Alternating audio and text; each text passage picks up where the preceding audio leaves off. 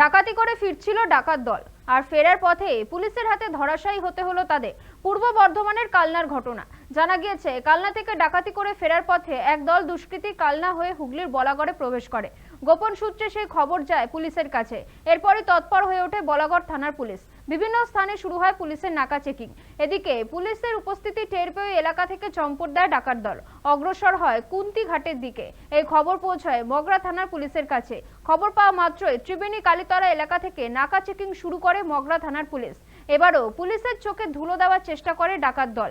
পুলিশকে উদ্দেশ্য করে নিক্ষেপ করে বোমা, আর এর জেরে ক্ষতিগ্রস্ত হয় পুলিশের গাড়িও। তবুও পিছপা হননি পুলিশের আধিকারিকরা। ডাকাত দলকে ধাওয়া করে পুলিশ। দুটি বাইক সহ দুজন দুষ্কৃতীকে আটক করে পুলিশ। এদিকে ঘটনাস্থলে উপস্থিত হন হুগলি জেলার গ্রামীণ পুলিশের সুপার কামনাশিস সেন, অতিরিক্ত পুলিশ সুপার কল্যাণ সরকার এবং ডিএসপি অভিজিৎ সিনহা মহাপাত্র। সিআই সৌমেন বিশ্বাস সহ মগরা, বলাগড় এবং পান্ডুয়া থানার ওসি উপস্থিত হন। বিশাল পুলিশ বাহিনী যায় সেখানে।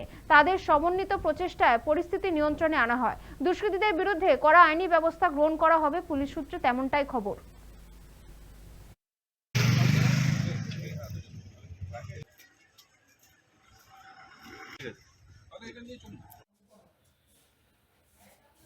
কাকুটা কি হয়? ওই কাকুটা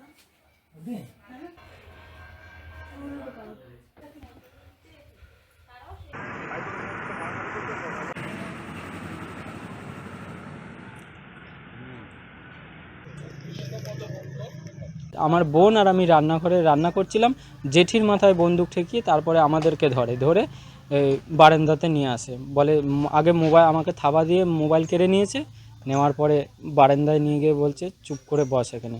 ওরা 4 জন এসেছিল। 4 জনের হাতেই অস্ত্র ছিল? হ্যাঁ, কি ছিল? রিভলভার ছিল দুজনের কাছে আমি দেখেছি। একজনের ব্যাগে বোমা, হাতে বোমা ছিল, আর একজনের হাতে কাটারি ছিল। সবাই আতঙ্কিত, ভাই বোনেরা। হ্যাঁ, আমার মাথাতেও বন্দুক ধরেছিল। আধা ঘন্টা পরে বেরিয়েছে। অনেক খোঁজাখুঁজি করেছে, আলমারি টালমারি ভেঙেছে, ভাঙার পরে তারপরে বেরিয়েছে।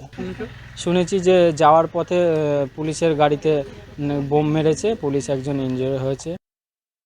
তো দুষ্কৃতীরা যাচ্ছিল আর কি, তো ওরা নাকা চেকিং সময় লাঠি গাড়িতে বম মেরেছিল আর কি। তো আমাদের পুলিশের খুব ভালো একটা ওরা মানে ব্রেভারির একটা দেখিয়েছে, খুব সাহস দেখিয়ে বেসিক্যালি দুটো বাইকে যারা যাচ্ছে, দুটো বাইকই ওখানে মানে পাওয়া গেছে। আর একজনকে ধরা গেছিলো ওই সময়টায়। তারপর আরেকজনকে ধরা গেছে, যাকে ধরা গেছে ওর সাথে একটা আর্মসও আমরা উদ্ধার করা হয়েছে। তো বাকি দুজনের আমাদের সার্চ চলছে আর কি। বাকি ইনভেস্টিগেশন যেটা আছে। কোন দিক দিয়ে এসছে স্যার? সেটা আপনার থেকে কি বলে এটাকে কানলার সাইড থেকে এসছে। কেউ ইনজোর্ড হয়েছে স্যার? না, থ্যাঙ্কফুলি আমাদের পুলিশের কারো কিছু হয়নি।